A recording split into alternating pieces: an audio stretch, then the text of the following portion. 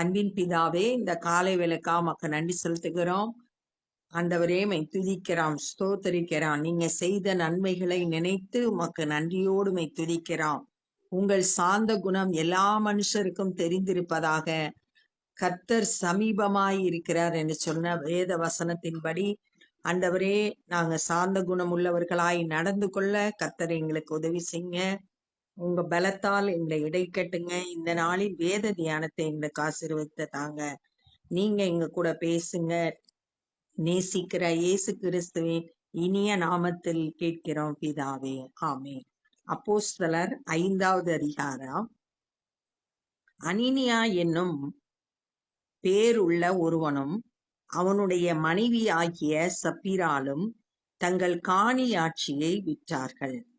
முந்தின அதிகாரத்துல நம்ம பார்த்தோம், ஆஹ் விசுவாசிகள் எல்லாம் தங்களுடைய சொத்துக்களை விற்று அதனோட பணத்தை கொண்டு வந்து அப்போஸ்தலரோட பாதத்துல வச்சாங்க. தேவையுள்ளவர்களுக்கு அதை பகிர்ந்து கொடுத்து விசுவாசிகளுக்கு யாருக்கும் குறைவில்லாம இருந்தாங்க அப்படின்றத தியானிச்சோம். அதுல ஒரு பர்னபா அப்படின்றவருடைய எக்ஸாம்பிளையும் பார்த்தோம். இப்ப அடுத்து ஒருத்தரோட வாழ்க்கையில நடந்த சம்பவத்தை நம்ம தியானிக்க போறோம். அனினியா சப்பீரால் கணவன் மனைவி, இவங்க தங்களுடைய சொத்தை விற்கிறாங்க. தன் மனைவி அறிய அவன் கிரயத்திலே ஒரு பங்கை வஞ்சித்து வைத்து, கணவன் மனைவி 2 பேரும் சேர்ந்து வித்த பணத்துல ஒரு பங்கை ஏமாத்தி ஒளிச்சு வச்சிருக்காங்க. ஏன்னா அவங்களுக்குள்ள தங்களுக்குன்னு வேணும்ன்ற எண்ணம் இருக்கு. முழுவதுமா கர்த்தருக்கு கொடுக்க மனசு இல்ல. ஒரு பகுதிய தங்களுடைய அவிசுவாசத்தினால ஒளிச்சு வைக்கிறாங்க. ஒரு பங்கை கொண்டு வந்து அப்போஸ்தலருடைய பாதத்தில் வைத்தார்கள். ஒரு பங்கை ஒளிச்சு வச்சுட்டாங்க, இன்னொரு பங்கை கொண்டு வந்து வைக்கிறாங்க, பாதத்துல வைக்கிறாங்க. பேதுரு அவனை நோக்கி, அனினியாவே, நிலத்தின் கிரயத்தில் ஒரு பங்கை வஞ்சித்து வைத்து பரிசுத்த ஆவியினிடத்தில் பொய் சொல்லும்படி சாத்தான் உன் இருதயத்தை நிரப்பினதென்ன? வந்து வச்சோடனே பேதுருக்கு தெரிஞ்சிருச்சு, இவன் வஞ்சித்து வச்சு ஏமாத்திட்டு ஒரு பங்கை வச்சிருக்கான். ஏன் அப்படி தெரியுது அப்படின்னா, பேதுரு பரிசுத்த ஆவியினால நிரப்பப்பட்டு இருக்கிறதுனால, ஒருவேளை இவன் அந்தரங்கத்துல செய்த காரியம்னாலும் அது ஆவியானவர் பேதுருக்கு வெளிப்படுத்தி சொல்றதுனால பேதுருக்கு தெரியுது. உடனே கேக்குறாரு, பரிசுத்த ஆவியினிடத்தில் பொய் சொல்லும்படி சாத்தான் உன் இருதயத்தை நிரப்பினதென்ன? சாத்தான் எப்படிப்பட்டவன் அப்படின்னு சொல்லிட்டு யோவான் 8:44 சொல்லியிருக்கு. அவன் பொய்யனும் பொய்க்கு பிதாவுமாய் இருக்கிறான் அப்படின்னு சொல்லியிருக்கு. அந்த சாத்தானுக்கு இருதயத்துல இடம் கொடுத்தோனே அவன் நிரப்பிட்டான். சாத்தான் நிரப்பி பொய் சொல்ல வச்சுட்டான். ஆனா என்னாகமம் 23வது அதிகாரம் 19வது வசனம், தேவன் பொய் சொல்றதுக்கு மனுஷன் கிடையாது அப்படின்னு சொல்லிட்டு சொல்லியிருக்கு. தேவனிடத்துல உண்மை மட்டும்தான் காணப்படும், பொய் இருக்காது. ஆனா பிசாசு பொய்யனும் பொய்க்கு பிதாவுமா இருக்கிறான். அப்ப ஆதி அப்போஸ்தலர் காலத்துல சபை பரிசுத்த ஆவியினால நிரப்பப்பட்டிருந்துச்சு. ஆனா இந்த அனீனியாவும் சப்பீராலும் விசுவாசிகளா இருந்தா கூட சாத்தானுக்கு தங்களுடைய இருதயத்துல இடம் கொடுத்துட்டாங்க. அவை நிரப்புனதுனால பொய் சொன்னாங்க. அதை விற்கும் முன்னே அது உன்னுடையதாய் இருக்கவில்லையோ? இந்த நிலத்தை விற்கிறதுக்கு முன்னாடி அது உன் இதுதான். அதை விற்ற பின்னும் அதன் கிரயம் உன் வசத்தில் இருக்கவில்லையா? அதை வித்த பிறகும் அது உன்னுடையதான். விற்கிறதுக்கு முன்னாடியும் நிலமா இருந்தப்பையும் அது உன்னுடையதுதான். வித்து பணமாக்கின பிறகும் அதுவும் உன்னுடையதுதான். நீ உன் இருதயத்தில் இப்படிப்பட்ட எண்ணம் கொண்டதென்ன? ஏன் ஏமாத்தி ஒரு பங்கை ஒளிச்சு வச்ச? நீ மனுஷரிடத்தில் அல்ல, தேவனிடத்தில் பொய் சொன்னாய் என்றான். ஏன் அப்படி சொல்லப்பட்டிருக்குன்னா, கிரயத்தை கொண்டு அப்போஸ்தலர் பாதத்துல தேவனுக்கு காணிக்கையா கொண்டு வந்து வைக்கிறாங்க. அப்ப தேவனிடத்துல பொய் சொல்றதா ஆயிருச்சு. அதனாலதான் அவர் அப்படி சொல்லிட்டார். அனீனியா இந்த வார்த்தைகளை கேட்கவே விழுந்து ஜீவனை விட்டான். இந்த வார்த்தை பேதுருவோட வார்த்தையை கேட்ட மாத்திரத்துல தன்னுடைய பாவத்தை உணர்ந்து அந்த வார்த்தைகளால குத்தப்பட்டு விழுந்து செத்து போயிட்டான். பேதுரு நீ சாவ அப்படின்லாம் சொல்லவே இல்லை.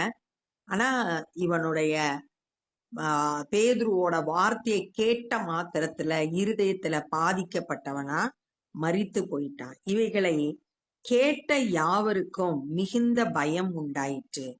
அவன் மரித்து போனத, அனீனியா மரித்து போனத கேள்விப்பட்ட எல்லாருக்குள்ளும் ஒரு பயம் ஏற்பட்டுச்சு. தேவனை குறித்த ஒரு பயம் எல்லாருக்குள்ளேயும் ஏற்பட்டது.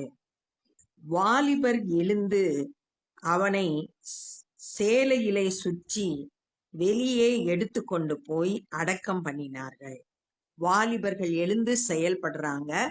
அவங்களுக்குரிய வேலைய அவங்க செய்யறாங்க. ஒரு சேலை எடுத்து சுத்தி வெளியே கொண்டு போய் அடக்கம் பண்ணினார்கள். ஏறக்குறைய 3 மணி நேரத்திற்கு பின்பு அவனுடைய மனைவி நடந்ததை அறியாமல் உள்ளே வந்தாள். 3 மணி நேரம் கழிச்சு மனைவி பேதுருவின் இடத்துல வர்றாங்க, உள்ள நுழைகிறான். ஆனா அவளுக்கு எதுவுமே தெரியாது. தன்னுடைய கணவன் அனீனியா பேதுருவினிடத்துல போயிருக்காரு அப்படின்றத அறிஞ்சு அதே இடத்துக்கு அவ திரும்ப வர்றான். பேதுரு அவளை நோக்கி, நிலத்தை இவ்வளவுக்குத்தான் விற்றீர்கள், இவ்வளவுக்குத்தானா விற்றீர்கள், எனக்கு சொல் என்றான். இவளுக்கு ஒரு வாய்ப்பு கொடுக்கப்படுது உண்மை பேசுறதுக்கு. இவ்வளவுக்குதான் வித்தியா அப்படின்னு சொல்லிட்டு கேக்குறான். அப்ப இவ என்ன செஞ்சிருக்கலாம், உண்மைய சொல்லி இருந்ததான் தப்பிச்சிருக்கலாம். ஆனா அவ அந்த வாய்ப்பை இழந்துட்டான். அவள் ஆம் இவ்வளவுக்குத்தான் என்றாள். ஆமா இவ்வளவுக்குத்தான் நாங்க வித்தோம் அப்படின்னு சொல்லிட்டு தன்னுடைய கணவன் செய்த அதே தவற இவளும் செய்யறான். ஆனா வேதத்துல பழைய ஏற்பாட்டுல ஒரு சம்பவத்தை பாக்குறோம். தாவீதோட வாழ்க்கை வரலாறு சொல்லிட்டு வரும்போது அவன் ஒரு நாபால்ன்ற ஒரு மனுஷன்ட்ட தன்னுக்கும் தன்னுடைய கூட இருக்கிறவங்களுக்கும் அவன் ஆகாரம் கொடுக்கும்படியா கேட்கும்போது அவனால கொடுக்க முடியாது அப்படின்னு சொல்லிட்டு சொல்றான். சொல்லும்போது தாவீது அவனை அழித்து போடும்படியா தன்னோட கூட ஆட்களை கூட்டிட்டு வர்றான். ஆனா அவனுடைய மனைவி புத்திசாலித்தனமா செயல்பட்டு, நீ அவனை கொன்றதுனால இரத்த பழி வந்துரும், அதனால நீ அப்படி செய்யாத அப்படின்னு சொல்லிட்டு அந்த பாவத்துக்கு தவறு செய்யாதபடிக்கு தாவீதையும் காப்பாத்திட்டு தன்னுடைய கணவனையும் அந்த இடத்துல அந்த அழிவுக்கு தப்புவிக்கிறா. ஞானமா செயல்படுறா. தன் கணவன் செய்த தவறுக்கு அவ ஒத்து போகல. அவ ஞானமா செயல்படுறத அங்க வாசிக்கிறோம். ஆனா இங்க இந்த சப்பீரால் கணவன் செய்கிற அந்த தவறுக்கு ஒத்து போறான். இவ்வளவுக்குத்தான் அப்படின்னு சொல்லிட்டு சொல்றான். பேதுரு அவளை நோக்கி, கர்த்தருடைய ஆவியை சோதிக்கிறதற்கு நீங்கள் ஒருமனப்பட்டதென்ன? கர்த்தருடைய ஆவிய டெஸ்ட் பண்ணி பாக்குறீங்க, அதுக்கு 2 பேரும் இணைந்து செயல்பட்டிருக்கீங்க ஒரு மனதோடு. உபாகமம் 6:16 சொல்லிருக்கு, உன் தேவனாகிய கர்த்தரை பரீட்சை பாராது இருப்பாயாக அப்படின்னு சொல்லிட்டு இருக்கு. ஆண்டவரை டெஸ்ட் பண்ணி பார்க்க கூடாது. இவங்க சோதிக்கிறதுக்கு ஒருமனப்பட்டாங்க. இதோ உன் புருஷனை அடக்கம் பண்ணினவர்களுடைய கால்கள் வாசற்படியிலே வந்திருக்கிறது, உன்னையும் வெளியே கொண்டு போவார்கள் என்றான். இப்பதான் அடக்கம் பண்ணிட்டு வர்றாங்க, உன்னையும் திரும்ப தூக்கிட்டு போறாங்க அப்படின்னு சொல்றான். உடனே அவனுடைய பாதத்திலே விழுந்து ஜீவனை விட்டாள். உடனே மரித்து போறான். அந்த வார்த்தைய கேட்ட உடனே வாலிபர் உள்ளே அவள் மரித்து போனதை கண்டு அவளை வெளியே எடுத்து கொண்டு போய் அவளுடைய புருஷன் அண்டையிலே அடக்கம் பண்ணினார்கள். புருஷன் பக்கத்துல அவளையும் அடக்கம் பண்ணினாங்க. வாலிபர்கள் இந்த வேலையை செய்தார்கள். சபையார் எல்லாரும் இவைகளை கேள்விப்பட்ட மற்ற யாவருக்கும் மிகுந்த பயம் உண்டாயிற்று. சபையார் எல்லாருக்கும் பயம் உண்டாகுது. மற்ற எல்லாருக்கும் புறஜாதியினருக்கும் கூட இதெல்லாம் கேள்விப்பட்டவுடனே ஒரு தேவன் மேல ஒரு பயம் உண்டாகுது. தேவன் தான் இந்த காரியத்தை செய்தார் அப்படின்றத அறிந்து எல்லாருக்குள்ளேயும் பயம் உண்டாயிற்று. அப்போஸ்தலருடைய கைகளினாலே அநேக அடையாளங்களையும் அற்புதங்களும் ஜனங்களுக்குள்ளே செய்யப்பட்டது. எல்லாரும் ஒருமனப்பட்டு சாலமோனுடைய மண்டபத்தில் இருந்தார்கள். இப்ப அப்போஸ்தலர்கள் மூலம் நிறைய அற்புதங்கள் அடையாளங்கள் ஜனங்களுக்குள்ள செய்யப்படுது.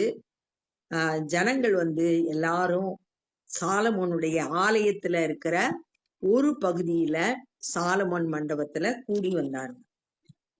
மற்றவர்களில் ஒருவரும் அவர்களுடனே சேர துணியவில்லை. விசுவாசிகள் இல்லாம மற்றவங்க யாரும் இவங்களோட சேர்றதுக்கு தைரியம் இல்லை. ஆகிலும் ஜனங்கள் அவர்களை மேன்மைப்படுத்தினார்கள். ஆனாலும் அப்போஸ்தலர்களுக்கு மரியாதை கொடுத்தாங்க, மேன்மையா நினைச்சாங்க. திரளான புருஷர்களும் ஸ்திரீகளும் விசுவாசம் உள்ளவர்களாகி கர்த்தரிடமாக அதிகமாய் சேர்க்கப்பட்டார்கள். ஒவ்வொரு அப்போஸ்தலர் 2வது அதிகாரத்துல கடைசி வசனத்துல கடைசி பகுதியில பாக்குறோம்.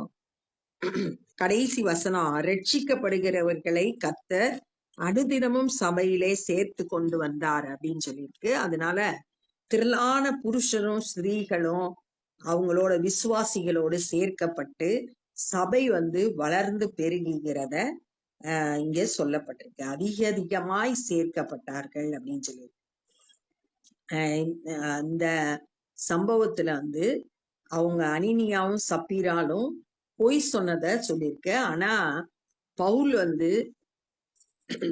எபேசியர்ல பழைய மனுஷனை களைந்து போட்டு உள்ளத்துல புதிதான ஆவி உள்ளவர்களாகி புதிய மனுஷனை தரித்து கொள்ளுங்கள் அப்படின்னு சொல்லிட்டு அந்த புதிய மனுஷனுக்குரிய குணங்களை பத்தி பின்னாடி எப்படிலாம் இருக்கணும் கற்றுக் கொடுக்கும் போது, நாம் ஒருவருக்கொருவர் அவயவங்களாய் இருக்கிறபடியால் பொய்யை கலைந்து அவனவன் பிறனுடனே மெய்யை பேச கடவன் அப்படின்னு சொல்லிட்டு சொல்லி கொடுக்கிறார். நம்ம எல்லாம் கிறிஸ்துவுக்குள்ள ஒரே சரீரத்தோட அவயவங்களா இருக்கிறோம். அதனால ஒருத்தருக்கு ஒருத்தர் பொய் சொல்லக்கூடாது, உண்மையே பேசணும் அப்படின்னு சொல்லிட்டு அங்க பவுல் கற்றுக் கொடுக்கிறார். அப்ப இந்த நாள்ல நம்ம என்ன கற்றுக்கொண்டோம் அப்படின்னா, அனினியாவும் சப்பீராலும் தங்களுடைய சொத்தை விற்று ஒரு பங்கை ஒளிச்சு வச்சுட்டு மற்றொரு பங்கை அப்போஸ்தலரோட பாதத்துல வைக்கிறாங்க. பேதுரு அனினியாவை பார்த்து முதல்ல அனினியா தான் வைக்கிறான். அப்ப கேக்குறாரு, பரிசுத்த ஆவியினிடத்துல பொய் சொல்லும்படி சாத்தான் உன் இருதயத்தை நிரப்புனது என்னன்னு கேக்குறாரு. அந்த வார்த்தையை கேட்ட உடனே அவன் மரித்து போயிட்டான். வாலிபர்கள் அவனை தூக்கிட்டு போய் அடக்கம் பண்ணினாங்க. 3 மணி நேரம் கழிச்சு சப்பீரால் அங்க வர்றா. பேதுரு கேக்குறாரு, இவ்வளவுதான் வித்தீங்களா அப்படின்னு கேட்டோன்னே ஆமா அப்படின்னு தன் கணவன் சொன்ன அதே பதில அவளும் சொல்றா. சொன்ன உடனே பேதுரு கேக்குறாரு, கர்த்தருடைய ஆவியை சோதிக்கிறதுக்கு ஒருமனப்பட்டது என்ன? உன் புருஷனை அடக்கம் பண்ணிட்டு வர்றவங்க வாசப்படியில நிக்கிறாங்க, உன்னையும் கொண்டு போவாங்க அப்படின்னு சொல்லிட்டு சொல்றாரு. சொன்ன மாத்திரத்துல அவளும் மரித்து போயிட்டா. அவளையும் போய் அடக்கம் பண்ணாங்க வாலிபர்கள். இத கேள்விப்பட்ட எல்லாருக்கும் பயம் உண்டாச்சு. அப்போஸ்தலர்கள் மூலம் அற்புத அடையாளங்கள் அந்த நாட்கள்ல நடந்தது. ஜனங்கள் எல்லாரும் அப்போஸ்தலரை மேன்மைப்படுத்தினாங்க, கனப்படுத்தினாங்க. திரளான புருஷர்களும் ஸ்திரீகளும் கர்த்தரிடத்துல சபையில சேர்க்கப்பட்டார்கள். நம்ம ஒருவருக்கொருவர் அவயவங்களாக கிறிஸ்துவினுடைய சரீரத்தின் அவயவங்களாய் இருக்கிறதுனால பொய் பேசாம உண்மை பேச வேண்டும் அப்படின்னு பவுல் சொன்னதை இந்த நாள்ல நம்ம தியானித்தோம். இப்ப நம்ம ஜெபம் பண்ண போறோம். அன்பின் பிதாவே, இந்த நாள்ல நாங்க கற்றுக்கொண்ட அந்த வேத பகுதிக்காய் நன்றி செலுத்துகிறோம். நாங்கள் ஒருவருக்கொருவர் அவயவங்களாய் இருக்கிறபடினால் பொய்யை களைந்து மெய்யை பேச கடவன் என்று சொல்லப்பட்ட வார்த்தையின்படி வாழ எங்களுக்கு கிருபை தாங்க. எல்லாவற்றிலும் உண்மையா இருக்க எங்களுக்கு உதவி செய்யுங்கப்பா. பரிசுத்த ஆவியானவர் எங்க ஒவ்வொருவரையும் நிரப்பி ஆண்டவரே இந்த வேத வசனத்தை கைக்கொள்ள கிருபை தந்து வழி நடத்துங்க. இந்த நாள்ல சுவிசேஷ பணியை செய்கிற ஒவ்வொருவரையும் கரத்தில் எடுத்து பயன்படுத்துங்க. அநேகர் ரட்சிக்கப்பட உதவி செய்யுங்க. நாங்களும் சுவிசேஷ பணியிலே எங்களால் இயன்றதை செய்ய கிருபை தாரும். எல்லா துதி கன மகிமையும் உமக்கே செலுத்துகிறோம். நேசிக்கிற இயேசு கிறிஸ்துவின் இனிய நாமத்தில் கேட்கிறோம் பிதாவே, ஆமென். என் ஆத்துமாவே கர்த்தரை ஸ்தோத்திரி, என் முழு உலமே பரிசுத்த நாமத்தை ஸ்தோத்திரி. என் ஆத்துமாவே கர்த்தரை ஸ்தோத்திரி, கர்த்தர் செய்த சகல உபகாரங்களை மறவாதே. ஆமென். God bless you.